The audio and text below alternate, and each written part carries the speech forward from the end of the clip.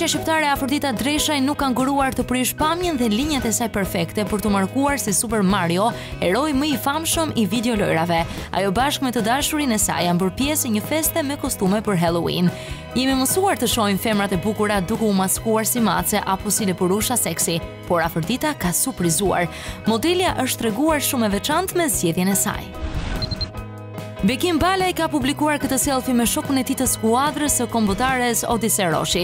Dy talentet e reja kalojnë shumë kohë bashkë pasi luajnë edhe në të njëjtin klub në Kroaci me Rijekën. Balaj ka ftuar ndjekësit e tij të bëjnë follow Roshit, të cilin e ka detyruar të bëhet më social duke hapur një llogari në Instagram. Bukur çunat.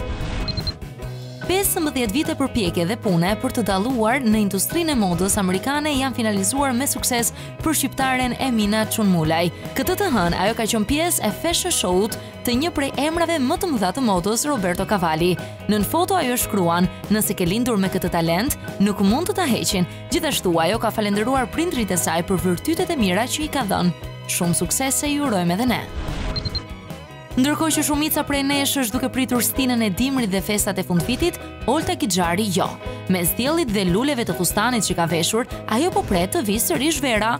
Me siguri duhet të ketë kaluar shumë kohë muajin e kaluar dhe po pret të përsërisë eksperiencat buzdetit. Bëj durim Olta, edhe 8 muaj na ndajnë nga stina jote e preferuar.